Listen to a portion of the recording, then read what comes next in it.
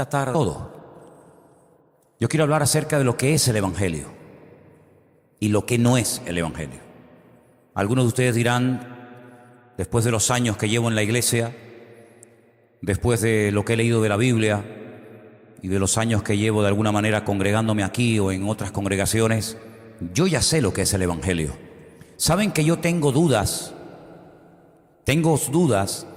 y creo que hay muchos cristianos que todavía no tienen claro en qué consiste el Evangelio.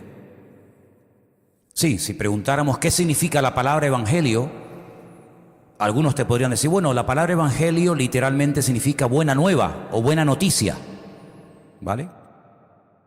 Pero ¿en qué consiste esa buena nueva o esa buena noticia? ¿Por qué en el Antiguo Testamento no se hablaba del Evangelio y en el Nuevo Testamento sí? ¿Quién fue el primero que trajo esa buena nueva, esa buena noticia? ¿En qué consiste esa buena noticia? ¿Nos compromete a algo el Evangelio? ¿O es simplemente una noticia como otra cualquiera?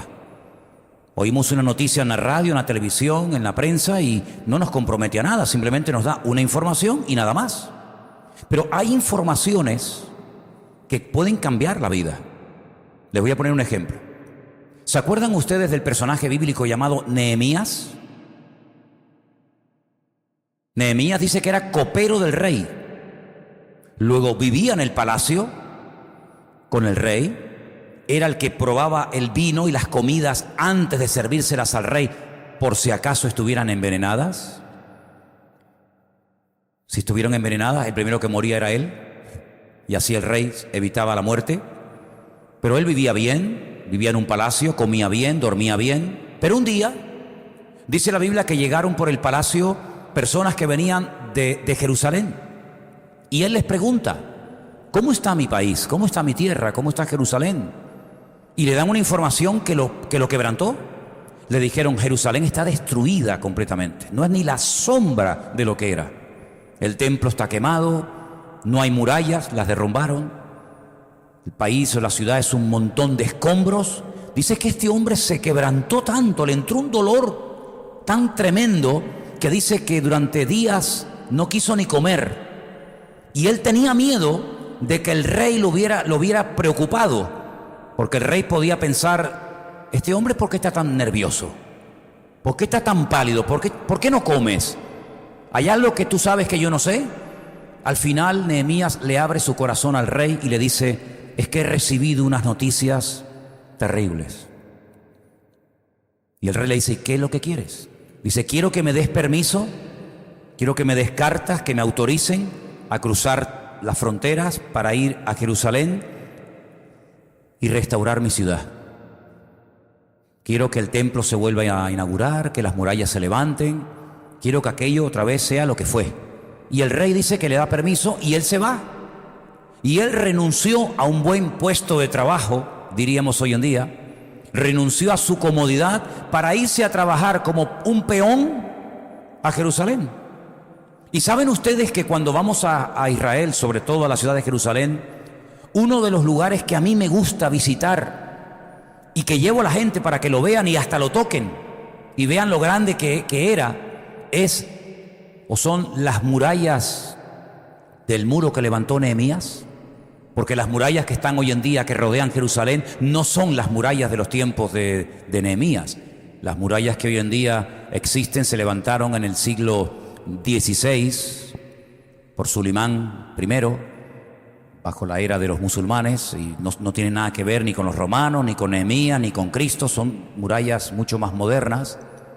Pero las murallas que levantó Nehemías, que después también fueron destruidas tiempo más tarde, todavía algunas partes, algunos trozos se pueden tocar y se pueden ver. Murallas enormes. Y él involucró a todas las familias de Israel o de Jerusalén para que cada familia construyera su trocito. Y les enseñó a trabajar en equipo, con perseverancia, con constancia, con seriedad. Cuidado que tuvieron muchos enemigos de adentro y de afuera, problemas y obstáculos de toda índole. Gente que venía y decía, ¿con qué permiso están ustedes levantando eso? A ver. Y gente que venía y decía, esa muralla se sube una zorra y se va a desmoronar. Continuamente ataques. Para eso tienen ustedes el libro de Nehemías, libro precioso. Pero no quiero hablar de Nehemías, solamente lo pongo como ejemplo de cómo una información puede cambiar una vida, puede cambiar un destino. De ahí que diga la Biblia que el creyente no tiene que tener miedo de malas noticias. ¿Habéis leído ese versículo? Hay un versículo en la Biblia que dice que el creyente no tiene que tener miedo de las malas noticias, porque además cada vez abundarán más las malas noticias, el pesimismo, derrotismo. Pero el Evangelio no son malas noticias, el Evangelio es la buena nueva, la mejor noticia del mundo. ¿Pero qué noticia es esa? La noticia de que Dios amó tanto a este mundo que manda a su Hijo Jesucristo a la tierra para que cargue el pecado de toda la humanidad, evidentemente el nuestro también, muera en una cruz derramando su sangre y a través de su sacrificio, Él como sustituto nuestro, ocupando nuestro lugar, muera por nuestros pecados y así nosotros, creyendo en su obra, podemos ser perdonados y pasar de muerte a vida y convertirnos en hijos de Dios. Esa es la mejor noticia que un ser humano puede escuchar en esta vida, ¿sí o no? Saber que Dios me amó tanto, tanto, tanto, que viendo que yo nunca voy a poder obtener el perdón de mis pecados, ni con las velas, ni con las misas, ni con los sacrificios, ni con nada, Dios dice, mira, ya está, no sigas, porque es como una hormiga que quiere subir al Everest. Nunca va a poder subir, es imposible. En vez de hacer el esfuerzo ustedes por subir aquí arriba, yo lo que voy a hacer es al revés. Voy a bajar, me voy a encarnar, me voy a hacer como uno de ustedes, humano, limitado en tiempo y en espacio, nacido de una mujer llamada María, y voy a vivir como ustedes y al final de mis días voy a morir en la cruz, pero no piensen que cuando me maten van a acabar conmigo, sino que al tercer día resucitaré y ascenderé otra vez al Padre y le diré, Padre, ya está toda la obra hecha, ahora no los castigas a ellos, me has castigado a mí, y ahora cualquiera de humanos en la tierra que quiera creer en mí y que quiera recibir el perdón de sus pecados, lo vas a perdonar porque yo he muerto por los pecadores. Esa es la mejor noticia, ¿sí o no? La mejor noticia del mundo. Ahora bien, el Evangelio no solamente es una buena noticia, que es la que les acabo de relatar a grandes rasgos, sino que el Evangelio es entrar en el gobierno de Dios, bajo la cobertura de Dios. Vamos a ver, si yo viviera en cualquier país del mundo, en ese país, como en todos, hay unas normas, hay unas reglas. Por ejemplo, cuando vamos a Israel y nos dan la visa para poder entrar en el país, nos dicen que no podemos quedarnos en el país indefinidamente. El máximo que nos permiten ir son 3 meses. Y no podemos trabajar, porque la visa que te dan es de turista, no para trabajar. Si tú te quedas más de 3 meses, por ejemplo, en ese país, automáticamente te expulsan, te ponen un sello en el pasaporte y durante los próximos 5 años no puedes volver más, porque has quebrantado la ley del país. Es decir, cada país tiene sus normas, cada país tiene sus reglas. El Evangelio, el reino de Dios, el gobierno de Dios también tiene sus normas. Y es bueno que las conozcas para que puedas cumplirlas. Amén, hermanos. Cuando Dios creó a Adán y a Eva, Dios le dio instrucciones. Dios le dijo al hombre lo que tenía que hacer y lo que no tenía que hacer. Una de las cosas que le dijo que tenía que hacer era ponle el nombre a los animales. Yo los he creado, pero no tienen nombre. No tienen nombre ninguno de los animales. Ese es un trabajo que yo te dejo para que tú lo hagas. Y fue el hombre el que, viendo la esencia de cada animal, descubrió la esencia del animal y nombró a cada animal por su propio nombre. Y cada nombre de animal en hebreo significa algo, ¿vale? Dios le dijo, cuida del huerto, lábralo, trabájalo, disfruta, y le fue dando un trabajo, le fue dando unas normas, porque él estaba bajo la cobertura, bajo el gobierno, si me permiten, de Dios. Pero no puedes hacer esto, no puedes hacer lo otro, etc. Cuando el hombre pecó, él era el único ser humano que había, no había multitud, había uno solo. Él era el representante de toda la raza humana, no había más. Y cuando él peca, Dios lo expulsa del jardín del Edén, ya no puede nunca más volver a vivir en él. Va a sufrir una serie de consecuencias terribles, una de ellas la muerte, y queda fuera de la cobertura de Dios.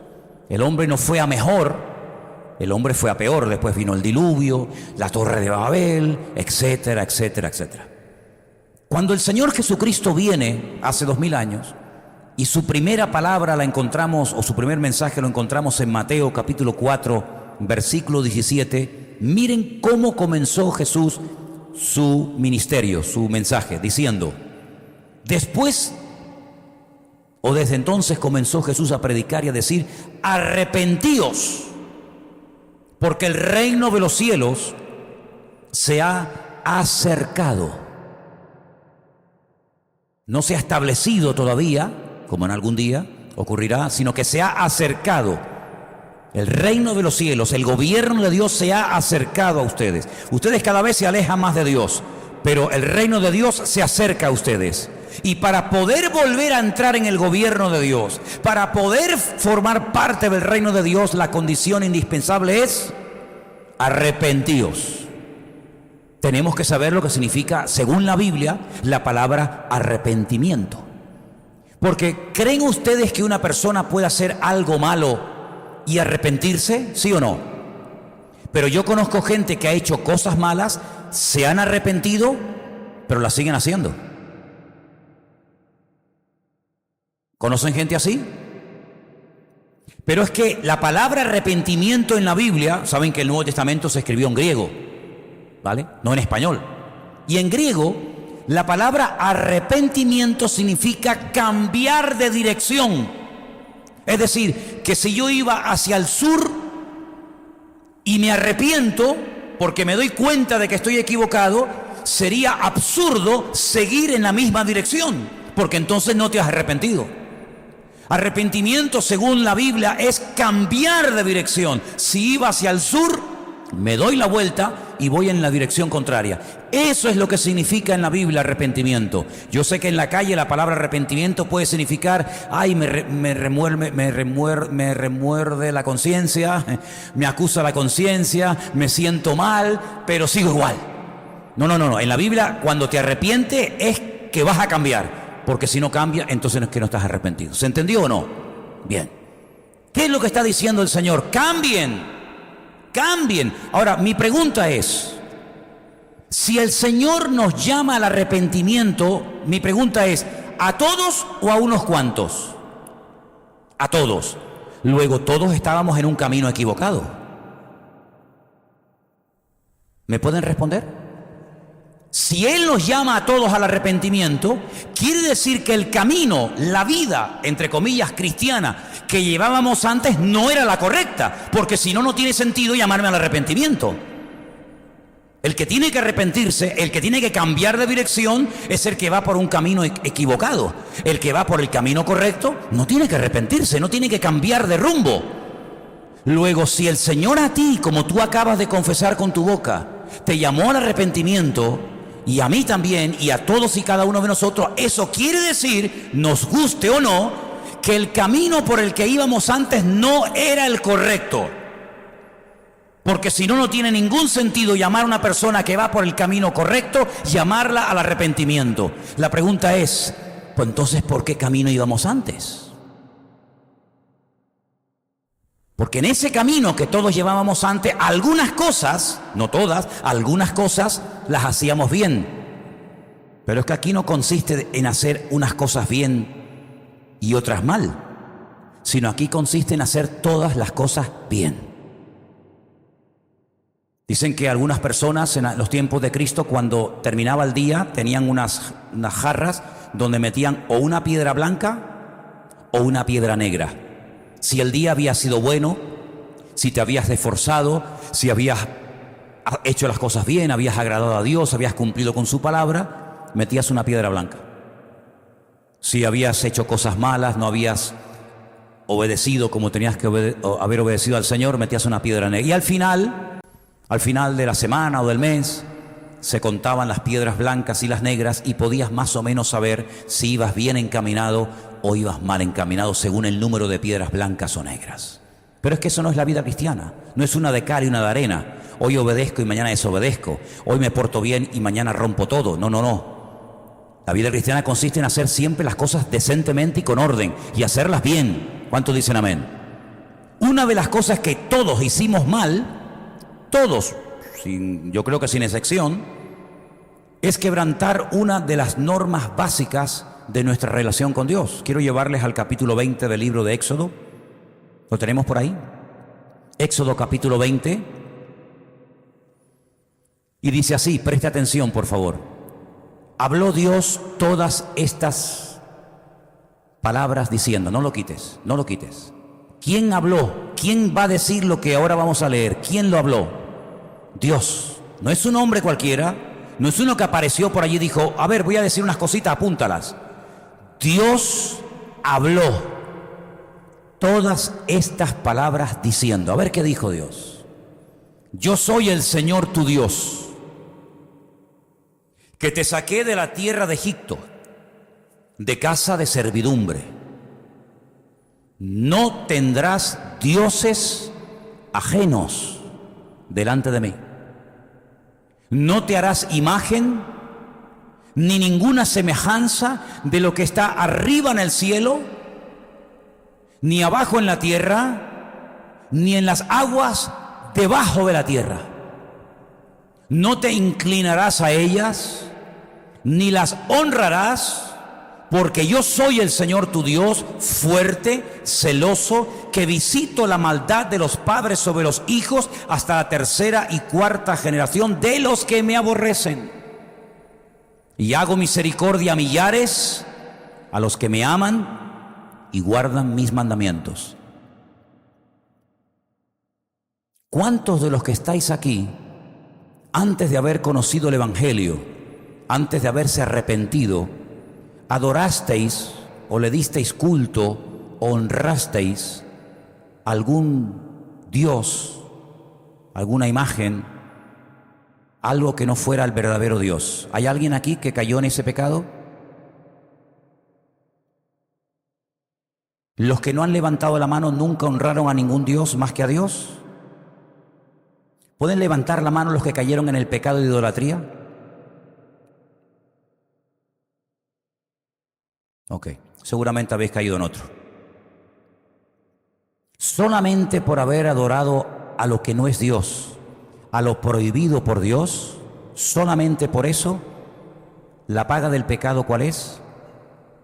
¿Nunca llevaste una medalla de la Virgen colgada al cuello? ¿Nunca tuviste un crucifijo colgado en la pared de tu casa? ¿Nunca? No te creo. No eras un buen católico.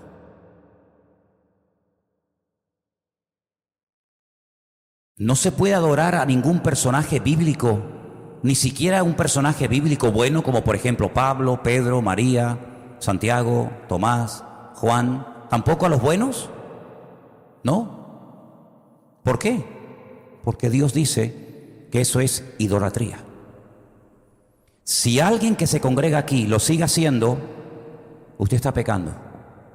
Si usted viene a esta congregación y usted sigue adorando a santos, a imágenes, San Pancracio, ahora estaban con la Virgen de Regla, la Coromoto, a la Guadalupe, a la aquí, la de Candelaria, a la Madonna, etcétera, etcétera, usted no está agradando a Dios. Usted está cometiendo adulterio espiritual. Porque usted está dándole culto a otros dioses y dice la Biblia que eso está prohibido. Y el Señor dice, al Señor tu Dios adorarás y a Él solo servirás. Cuando yo leí eso por primera vez, yo me asusté. Porque yo no había leído la Biblia en mi vida. La primera Biblia que leí en mi vida me la regalaron una vez que fui a una iglesia, un culto, y cogí la Biblia y me fui a hablar con un buen hombre, un cura que me daba clases a mí de física y química en los salesianos, don Gilberto, y le dije, don Gilberto, ayer estuve en una iglesia evangélica y me regalaron una Biblia y leí esto, y le leí los 10 mandamientos. Yo me sabía y me sé los 10 mandamientos del catecismo, que no son estos, dicho sea de paso. El primer mandamiento del catecismo que dice: amarás a Dios sobre todas las cosas y a tu prójimo como a ti mismo. Pero es que eso no dice en Éxodo 20. Los 10 mandamientos no empiezan así. Se han cargado los 2 primeros, no están. Entonces, claro, cuando yo leo los 10 mandamientos, Éxodo 20, y no me coinciden con los 10 mandamientos que yo aprendí, me fui a hablar con el cura. Y le dije: don Gilberto, en la Biblia ayer leí que los 10 mandamientos son estos, y yo he aprendido que los 10 mandamientos, según el catecismo católico, son estos, y no me coinciden. Algunos sí, pero hay otros que no me coinciden. Y mirando así para todas partes, me pone la mano por encima y me dice: si en algún momento de tu vida te encuentras en una encrucijada que no sabes qué hacer, obedecer a Dios o obedecer a los hombres, quédate siempre con la palabra de Dios. Y le tomé la palabra. No sé si fue casualidad, pero al poco tiempo don Gilberto desapareció. No sé si lo descuartizaron y se lo comieron, si lo mandaron a otro país, no lo sé, pero don Gilberto desapareció. Y comencé a leer la Biblia porque me di cuenta de que no solamente eso era diferente a lo que a mí me habían enseñado, sino que después un montón de cosas. Y comencé a descubrir un montón de cosas y me enamoré de la Biblia y la leía horas y horas y horas leyendo la Biblia, descubriendo verdades que son eternas, verdades que han estado ahí escritas por siglos, pero que a mí no me las habían enseñado. Y por eso caí en idolatría, por eso caí en otras cosas. ¿Por qué? Porque desconocía la verdad. Y la verdad nos hace libres, pero la mentira nos esclaviza y sinceramente hacemos cosas creyendo que están bien hechas y resulta que estamos cometiendo unos pecados terribles, porque estamos haciendo todo lo contrario a lo que Dios dice. Y aquí en lo que consiste la vida de un cristiano es en hacer lo que Dios dice y en cumplir con su voluntad todos los días de nuestra vida. Amén, hermanos. Y si yo veo algo en la palabra y yo lo practico diferente, ¿quién tiene que adaptarse? ¿Quién? ¿Dios a mí o yo a Dios? Yo al Señor, porque la palabra es soberana. Otra duda que me vino al momento, me hizo mucho bien lo que me dijo don Gilberto, pero después comencé a pensar, el diablo comenzó a meter ideas raras en mi cabeza y entonces llegué a la conclusión de que claro, ya lo entiendo, es que esta gente tienen otras Biblias. Como ellos no tienen imágenes ni santos en las iglesias, ellos tienen una Biblia donde dice: no adorarás imágenes, no te pondrás de rodillas, no las honrarás, no le darás culto. Pero claro, la Biblia católica no me tiene que prohibir, porque en la iglesia católica, si quitamos la idolatría, la dejamos vacía. Tú entras a una iglesia católica sin imágenes y es una iglesia católica rara. La iglesia católica está llena de santos y de vírgenes por todos lados. Entonces no quería decir le robé, pero como era recién convertido, le robé una Biblia católica a una persona. Era recién convertido, ¿qué quiere que haga? Entonces abrí Éxodo 20 en la Nácar Colunga, que se llama así la Biblia católica, Nácar Colunga por la versión, y la versión Reina Valera, y las dos ponía Éxodo 20 y Éxodo 20. Y la única diferencia que encontré entre una y otra es que en la Biblia de esta versión pone Jehová y en esta Biblia ponía Yahvé. Pero bueno, es lo mismo, ¿no? ¿O no? En todo lo demás decía lo mismo. Y yo entonces entré en una crisis. Yo decía, pero ¿cómo es posible que si en todas las Biblias del mundo dice lo mismo, ¿por qué no lo enseñan? ¿Por qué no lo prohíben? ¿Por qué no sale el jefe, ¿cómo se llama? El Papa. No, el Papa es el jefe, ¿no? ¿Por qué no sale el Papa? Dice: señores, nos hemos equivocado. Ratzinger, uno de los papas que dimitió, uno de los pocos papas que dimitió, Ratzinger, llegó un día y públicamente dijo: nos hemos equivocado. Hemos enseñado durante siglos la doctrina del limbo. Y el limbo no es bíblico, no hay versículo, no hay respaldo bíblico para predicar y enseñar el limbo. Y lo quitó. Ya no existe el limbo en la iglesia católica. Ya no se predica del limbo, porque el Papa, que es el jefe, la máxima autoridad, dijo: nos hemos equivocado, eso es mentira. No hay limbo, hay cielo e infierno. le faltó tiempo para quitar el purgatorio. Porque tampoco hay purgatorio según la Biblia, pero yo creo que le faltó tiempo. Pero bueno, por lo menos quitó algo. Y otro año llegó y dijo, ¿saben que estaba estudiando la Biblia? Porque era un hombre muy culto, muy estudioso. Y dijo eso de la burrita y el burro y la vaquita. Allí, eso no era así, eso no es verdad. Y también se atrevió a cambiar algunas cosas. Pero cuando comenzamos a adentrarnos y a estudiar la palabra de Dios, nos damos cuenta de que el Evangelio, una de las cosas que hace, por eso hay mucha gente que no le gusta el Evangelio, es confrontar. Confrontar, es como un martillo que pum, pum, pum, golpea y golpea al ego, claro. Tú sabes lo que es tener una edad en la vida, haber creído y practicado toda la vida una serie de cosas y de repente decir, Dios mío, me he equivocado 40, 50 años de mi vida. He estado pecando contra Dios, creyendo que yo era bueno, creyendo que me iba al cielo. Resulta de que he estado haciendo cosas contrarias a tu palabra. No hay peor cosa en la vida que estar sinceramente equivocado. Eso es lo peor. Pues el Evangelio es eso, un llamado al arrepentimiento. Y todos tenemos que arrepentirnos de algo. Eso de que dicen yo soy bueno, eso es mentira. Basta que lo digas para que te des cuenta de que no eres tan bueno. Porque la Biblia dice que no hay bueno, no hay justo, ni uno. Ni uno es justo. Y por eso la gente se esfuerza en hacer y en hacer y en hacer cosas, creyendo que haciendo cosas van a comprar el favor y el perdón de Dios, y se equivocan. Separados de mí, nada podéis hacer, dice la palabra. El Evangelio son cambios internos y cambios externos. ¿A qué me refiero cuando digo esto? Vamos a ver, un cambio interno, cambiar mi filosofía de vida. Si yo antes me postraba ante una imagen y ahora no lo puedo hacer, tengo que cambiar internamente. Tengo que decir, me arrepiento, cambio. Hay cambios internos. Si antes odiaba, ahora no puedo seguir odiando. Si antes no perdonaba, ahora tengo que perdonar. Son muchos cambios internos, es una confrontación continua. Pero hay cambios externos también, ¿o no? Claro que también hay que cambiar por fuera. Imagínense, con todo mi respeto, una chica prostituta que ha ejercido la prostitución toda su vida. ¿Cómo visten las prostitutas, hermanos? Pues hombre, visten de una forma muy provocativa. ¿Para qué? Para coger clientes, para tener clientes. Imagínense que se convierte a Cristo y que viene a los cultos con una minifalda que le llega hasta el sobaco.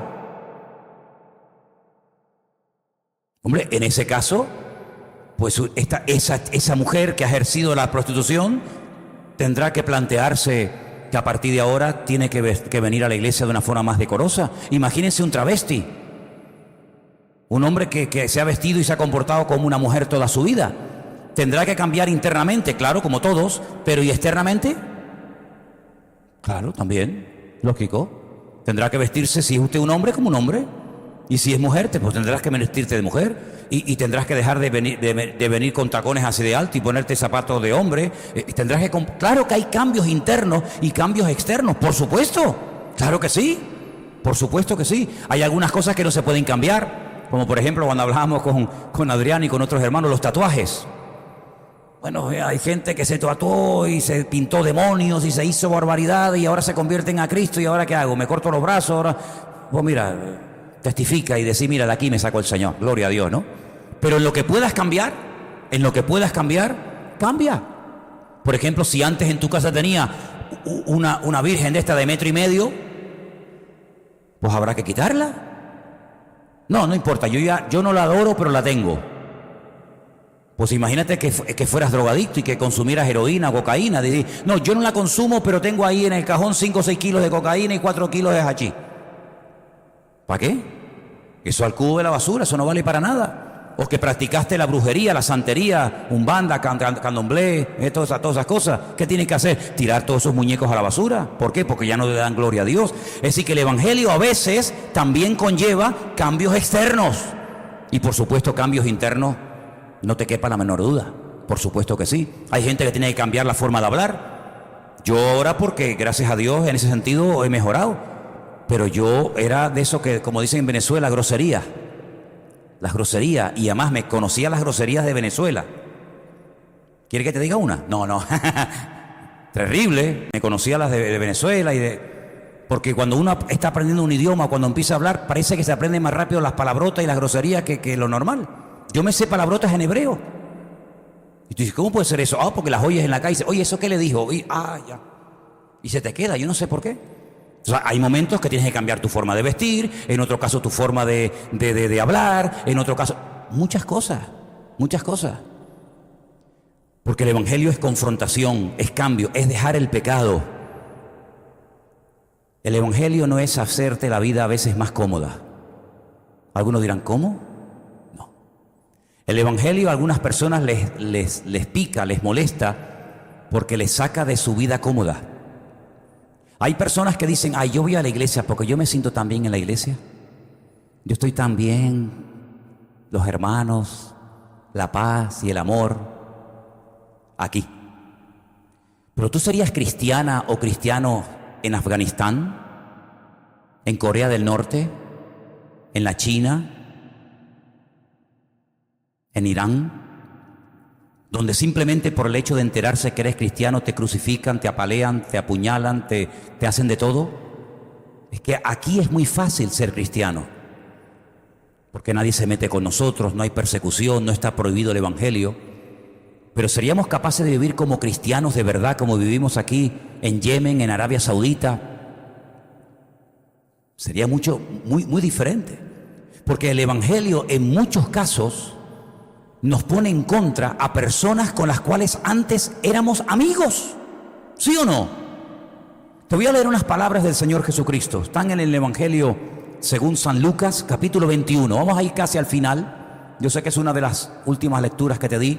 Pero en el Evangelio según San Lucas, capítulo 21, a partir del versículo 10, encontramos unas palabras muy interesantes de nuestro Señor Jesucristo. Y dicen así. Entonces les dijo, escuchen, se levantará nación contra nación y reino contra reino. Amén. Eso lo tenemos claro. Una de las señales de los últimos tiempos, nación contra nación, reino contra reino. Habrá grandes terremotos en diferentes lugares, hambres y pestilencias. Habrá terror, grandes señales del cielo. Pero antes, escuchen, antes de todas estas cosas, os echarán mano, os perseguirán, os entregarán a las sinagogas y a las cárceles, y seréis llevados ante reyes y ante gobernadores por causa de mi nombre. Y esto os será ocasión para dar testimonio. Proponed en vuestros corazones no pensar antes cómo habéis de responder en vuestra defensa, porque yo os daré palabra y sabiduría, la cual no podrán resistir ni contradecir todos los que se opongan.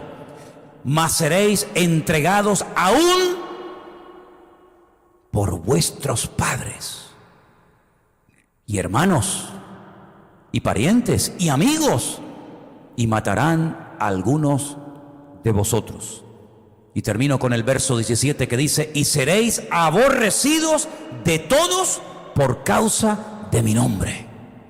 Creemos que se levantará nación contra nación, no tenemos la más mínima duda. Creemos que el mundo irá de mal en peor, que habrá terremotos, que habrá falsos profetas, falsos maestros, falsos apóstoles, falsos cristos. Todo eso lo creemos.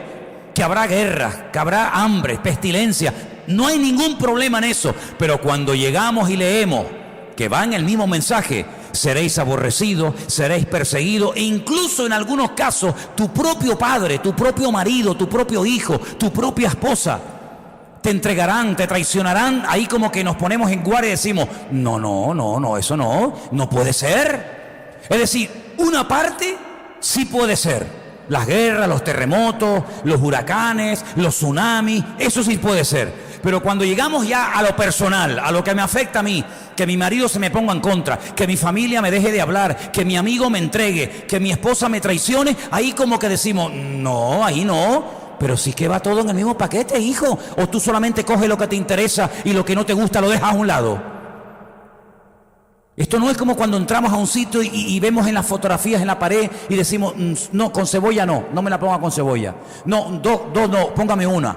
Y tú vas escogiendo y picoteando la comida. El Evangelio no es escoger lo que te gusta, es escogerlo todo o nada. Y si no coges todo, tú no has entendido el Evangelio, tú no eres convertida, tú no eres convertido. Te gusta la iglesia, te gusta el pastor, te gusta el ambiente, te gustan los jóvenes, pero convertido es otra cosa. Convertido es estar dispuesto a morir por Cristo si hace falta. Claro, a nosotros no nos ha afectado eso, de momento. A nosotros no nos han afectado las persecuciones, ni las cárceles, ni las torturas. Pero a millones de hermanos nuestros, sí. El que a ti no te haya tocado es porque a lo mejor el Señor no lo ha permitido porque no aguantaríamos. Fíjate lo que te digo. A lo mejor el Señor no nos ha permitido ser perseguidos y maltratados y torturados por Él porque a lo mejor le negaríamos. Vete tú a saber. Pero aquí estuvo hace poco el presidente o uno de los representantes, estaba Anderson ese día para recibirlo, del Ministerio Puertas Abiertas. Y creo que él ese día, me parece, que dio información acerca de países, de cómo están nuestros hermanos en Corea del Norte, de cómo están nuestros hermanos perseguidos en China, en Irán, en Pakistán, en Afganistán y en muchas naciones, donde tienen que ir a escondidas, de noche, a ocultas, a bautizarse en un río congelado, y pueden meterse en YouTube y ver imágenes de cómo tienen que ir de noche y con un pico y una pala romper un río helado y bautizarse a escondida mirando a todas partes, bautizar al hermano y salir corriendo para que no te pillen. Eso a nosotros no nos ha afectado, no lo hemos vivido en carne propia. Pero ese es el evangelio. Ese es el evangelio que les ha tocado vivir a ellos. Y no son perseguidos porque son peor cristianos que nosotros. Yo creo que es todo lo contrario. ¿No les parece? Yo creo que es todo lo contrario. Yo creo que hay hermanos, y me parece lógico, que en la otra vida sean recompensados de una forma diferente a nosotros, porque son hermanos que a lo mejor con su vida han pagado hasta la muerte el ser cristianos. El año pasado comenzaron a llegarnos imágenes terribles que no se veían hace siglos en el mundo. Hace siglos no se veían gente crucificada, quemada viva. Y cuando estaban estos salvajes del ISIS matando gente, se veían imágenes tremendas. Tengo en mi retina la imagen de un niño de 13, 14 años que con alambre de púas lo amarraron a una cruz, a una especie de cruz, y lo crucificaron delante de su padre viendo cómo torturaban a su niño, y al niño le decían que negara a Cristo, y el niño decía que no, que él no negaba a Cristo. Y había uno que decía: mi mamá me dijo que cuando vinieran a matarnos, cuando vinieran a torturarnos y a cortarnos el cuello, cerráramos los ojos, porque cuando los abriéramos ya estaríamos en la presencia del Señor. Vivieron cantidad de niños, jovencitos, 13, 14, 15 años, que murieron así delante de sus padres y no claudicaron. No claudicaron. Y hay por ahí un vídeo espectacular de esa famosa canción que dice, yo sigo a Cristo, esa canción tan famosa. He decidido seguir a Cristo, he decidido seguir a Cristo. Y se ve como hay unos cristianos que están rodeados de unas multitudes tremendas y les dan unas palizas tremendas, con palos, con hierros, los están dando. Y de fondo se oye: he decidido seguir a Cristo, he decidido seguir a Cristo. No vuelvo atrás, no vuelvo atrás. Luego le meten fuego, les prenden fuego y ahí siguen. Y uno dice: ¿y si yo estuviera en ese lugar? ¿Aguantaría todo eso? Solamente Dios lo sabe. Pero no podemos divorciar, no podemos separar el evangelio de esta realidad. Porque claro, aquí venimos y decimos: ay, qué bonito, qué tranquilidad la iglesia. Claro, porque te ha tocado nacer aquí o vivir aquí. Pero si hubiéramos conocido el evangelio en otro país donde hay persecución, desde que nos convertimos hasta que nos morimos, hubiéramos estado perseguidos todos los días. Y son igual de cristianos o mejor que nosotros. ¿O es que no persiguieron a los cristianos durante siglos? ¿Cómo murieron los discípulos? Dígame cómo murieron los discípulos. En su cama, tranquilo, ¿verdad? Como el Quijote de la Mancha, que murió en la cama, tranquilo, allí alrededor de sus amigos. ¿Cómo murieron? Torturados, quemados, apaleados, aserrados. Pero no ellos, sino miles y miles y miles de cristianos. Y es que también forma parte del evangelio en algún momento determinado el sufrir por la causa del evangelio.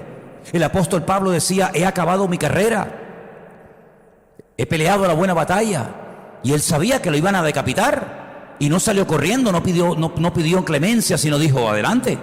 Y cuando ustedes leen la carta a los hebreos, al final, después de hablar de un montón de personajes, dice que en algunos casos, si pagaban el rescate, le salvaban la vida y decían, no, yo no quiero que paguen el rescate, yo quiero morir torturado y muerto por Cristo para recibir mejor recompensa en la otra vida. Y cuando vemos esas películas donde sacaban a esas mujeres con niños en brazos a la arena del circo romano delante de la fiera, salían cantando, no salían quejándose, no salían huyendo, salían alabando a Dios y morían cantando, alabando al Señor. Y los 3 jóvenes que fueron lanzados a un horno de fuego, que milagrosamente el Señor los salvó del fuego, pero la idea era quemarlos vivos. Es decir, hermanos, el Evangelio, claro que es vida, claro que es paz, claro que es bendición, pero una persona que se convierte, que nunca su familia se la ha puesto en contra, dudo mucho de que se haya verdaderamente convertido. Porque uno de los primeros efectos, una de las primeras cosas que al principio, ya después las cosas se suavizan y cambian, pero una de las primeras cosas que ocurren cuando hay una verdadera conversión es que los más cercanos a ti te critican, te cuestionan y te intentan hacer la vida imposible, sea, llámese padre, llámese madre, llámese marido, llámese esposa, llámese quien sea. Si nunca se han reído de ti, si nunca te han tratado de humillar, yo dudo mucho de que tú te has convertido, sinceramente. Porque dice la palabra de Dios que es una de las primeras cosas que le va a ocurrir a una persona cuando cambia de vida y acepta a Cristo. La persecución, la crítica, la incomprensión, el sentirte más solo que la una. Todos los años, durante toda mi infancia en Venezuela, hasta los 10 años, todos los años en mi casa venía toda la familia a celebrar la fiesta de Navidad y el fin de año. Y en aquellos años, hermanos, que vivíamos a todo tren en Venezuela, aquellas fiestas eran de días y de días. La famosa orquesta Lavillo Caracas Boys venía a tocar a mi casa, donde nosotros vivíamos en Caracas. Y la mujer del Puma venía también, y gente de aquel mundo de la farándula. Y eran borracheras y bebida toda la noche y días, y el pampero y toda aquella vaina, toda aquella vida. ¿Qué les parece? Nos convertimos un año al Señor. Mi padre decidió no hacer ningún tipo de fiestas ni de historias en mi casa. No apareció nadie. Esa Navidad la recordaré toda mi vida. Ni mi abuelo con el que yo me crié apareció, ni mi abuela, ni mis primos, ni mis tíos, ni mis tías, nadie. Y vivíamos juntos, más o menos en la misma zona. No apareció nadie. Y ese año estábamos los 4 en casa. Claro, no entendíamos mucho, pero es que ya no podíamos participar de las obras infructuosas de las tinieblas, como dice la Biblia. ¿No dice la Biblia eso? No participéis, pero escuchen el versículo, porque hace unos días hablaba con mi hermano Juan Ramón de Zaragoza y salía el versículo y es muy bueno, porque muchas veces uno de los grandes defectos que cometemos muchos cristianos es cortar, mutilar los versículos y decir una parte y nos olvidamos del todo. Y el versículo que voy a mencionar ahora dice: no participéis de las obras infructuosas de las tinieblas, es decir, de las cosas malas, no participe. Pero es que no termina ahí, sino dice, más bien, reprendedlas. Mira, este año, a partir de ahora, no voy a participar más de esto, ni de esto, ni de esto, ni de esto. Pero te voy a decir por qué no voy a participar de esto. No voy a participar de esto, y entonces doy una explicación bíblica, y doy una respuesta, y reprendo y digo que eso no es correcto, y eso está mal, y eso es abominación delante de Dios. Y no es que sea un niño bueno que diga, bueno, yo para no ofender a mi sobrino que es transexual no le voy a decir nada, pobrecito. Voy a orar por él.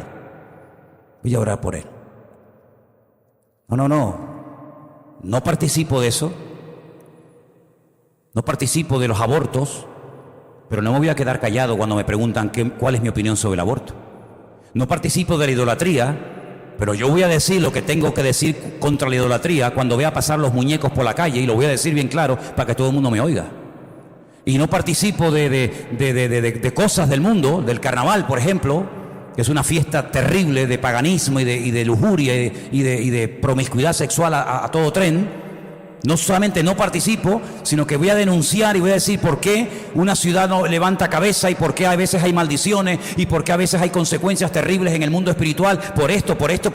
No es que seamos cristianos pasivos, que nos callamos, entramos a la iglesia, salimos, nadie se ha enterado. No, lo vamos a decir a los cuatro vientos. Y cuando veamos corrupción y cuando veamos políticos aprobando o tratando de aprobar leyes injustas, leyes antibíblicas, no solamente no vamos a participar, no vamos a apoyarlas, sino que vamos a denunciarlas en el nombre del Señor, porque la iglesia y el cristiano está para abrir la boca y no para ser un cobarde y para ser un temeroso y decir, no digas nada, no sea que nos digan después algo y se metan con nosotros.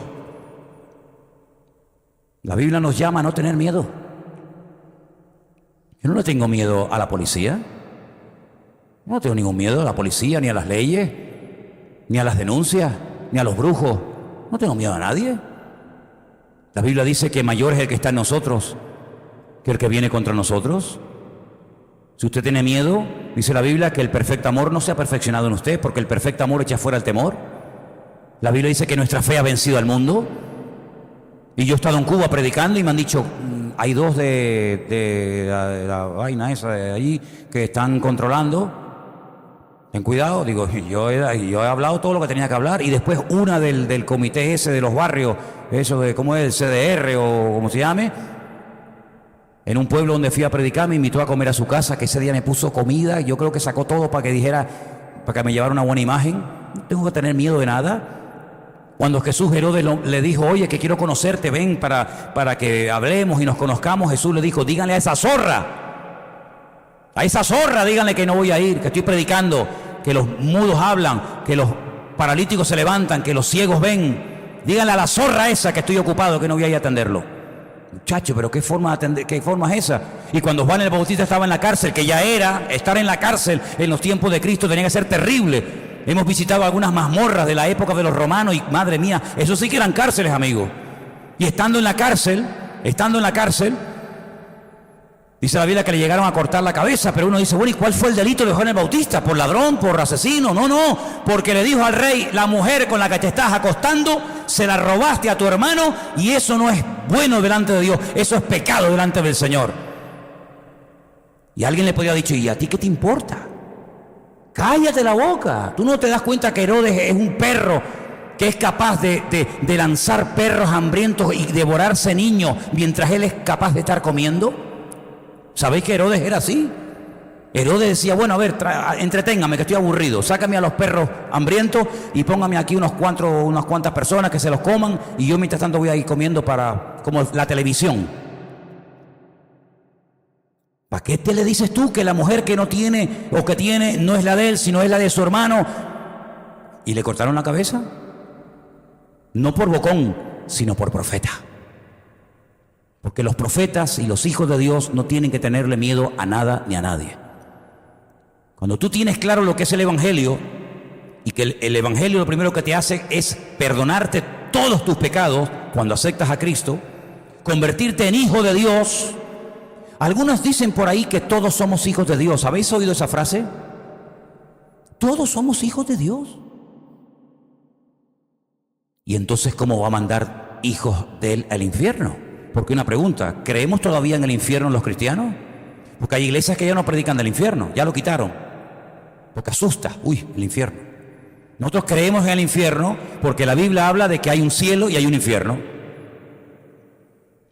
Y si todos son hijos de Dios, ¿cómo va a mandar Dios a sus hijos al infierno? Bueno, pero es que la Biblia no dice que todos somos hijos de Dios. Eso no dice la Biblia. La Biblia lo que dice es esto. Juan 1:11. A los suyos vino y los suyos no lo recibieron. Aquí hay un grupo de personas que no lo quieren, no lo reciben, no quiero saber nada contigo. No los recibieron. Dice, más a todos los que le recibieron, Juan 1:12, a los que creen en su nombre, les dio potestad de ser hechos hijos de Dios. Es decir, hay gente que no le recibe, que no creen en Él y no son hijos de Él. Pero los que le recibieron y los que creen en su nombre, esos tienen la potestad de ser hechos hijos de Dios. Pero escuche, miren lo que dice el 13. Los cuales no son engendrados de sangre, ni de voluntad de varón, de sangre ni de carne, ni de voluntad de varón, sino de Dios. Es decir, cuando yo nací de mi madre, yo soy un habitante del planeta Tierra. Pero yo no nací ya siendo un hijo de Dios. Yo me convertí en un hijo de Dios, porque el apóstol Pablo desarrolla más el tema y dice que los hijos de Dios son los que han sido adoptados por Dios, los que quieren ser hijos de Dios. ¿Usted cree que Hitler era un hijo de Dios? ¿Usted cree que Hitler era un hijo de Dios? ¿Usted cree que estas personas que matan y asesinan y violan y secuestran pueden tener el privilegio de ser llamados hijos de Dios? ¿No habla la Biblia, pregunto, no habla la Biblia de hijos del diablo?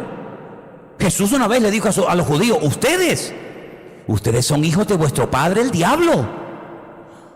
Eso es fuerte, ¿eh? Eso es fuerte. Decirle a un judío practicante, fariseo, religioso, hace 2000 años: ustedes no son hijos de Abraham, porque si ustedes fueran hijos o descendientes de Abraham, creeríais en mí, porque Abraham me vio a mí y se alegró y festejó mi día. Ustedes no son hijos de Abraham, ustedes son hijos de vuestro padre el diablo. Luego la Biblia habla de hijos de Dios y de hijos del diablo, de hijos de luz, hijos de tiniebla, hijos de desobediencia, hijos de ira. Es que hay que estudiar todo eso.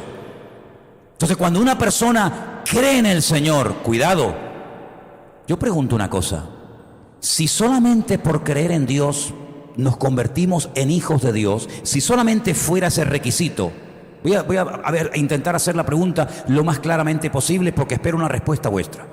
Si el requisito para ser hijo de Dios es única y exclusivamente creer en Dios, ¿el diablo tenía que ser hijo de Dios? Porque el diablo cree en Dios, ¿o no? El diablo habló con Jesucristo. Usted nunca ha visto a Jesucristo, nunca ha hablado con él, ni yo tampoco. Pero el diablo habló con Jesucristo, lo vio, sabe cuánto medía, sabe si era gordo, flaco, alto, feo, guapo. Él sabía cómo era. Dice: si tú eres el Hijo de Dios, dile a esta piedra que se convierta en pan. Y Jesús le contesta y tiene ahí un intercambio de palabras en el desierto. Satanás vio a Cristo, Satanás vio a Dios, ¿sí o no? ¿Dónde estaba Satanás al principio? Al lado de la presencia de Dios, organizando toda la alabanza, la adoración. El diablo no es un ateo. El diablo ha visto a Dios, el diablo ha visto a Cristo, el diablo vio cómo Dios creó el universo, el diablo conoció a Adán y a Eva, el diablo conoció a Abraham, el diablo conoció a Moisés, el diablo conoció a Josué, el diablo conoció a Pedro, conoció a Pablo, el diablo conoció a todos los personajes de la Biblia. Pero no es un hijo de Dios. Dice la Biblia que el infierno, el primero que lo inaugura es él y todos los demonios. Luego, no solamente es suficiente creer en Dios, porque si solamente por creer en Dios somos hijos de Dios, repito, el diablo sería el más grande hijo de Dios. Dice aquí: los que creen y los que le recibieron. Ahora yo tengo que explicar eso. Ya voy terminando. ¿Qué significa recibir a Cristo? ¿Qué significa, como decimos, aceptar a Cristo o convertirnos a Cristo? Miren, hermano, aquí en esta botella hay agua. Yo ahora mismo, les digo la verdad, yo tengo sed ahora mismo. Como para no tener, ¿no? Yo ahora mismo tengo sed. Yo sé que si yo me bebo un vasito de esto, un sorbito aunque sea, se me suaviza la garganta y esa sensación de sed que tengo ahora mismo se me quitaría. Yo lo sé. Yo creo que esto es lo que yo necesito ahora mismo para calmar la sed. Lo creo. Ahí la tengo.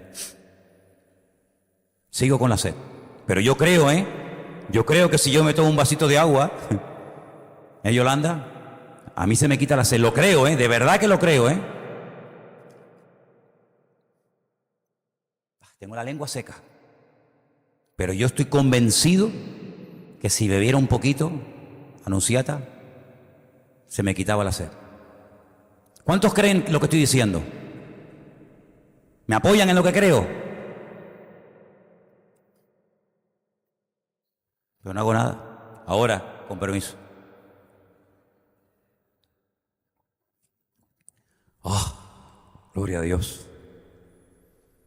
Ahora lo he experimentado. Antes lo creía,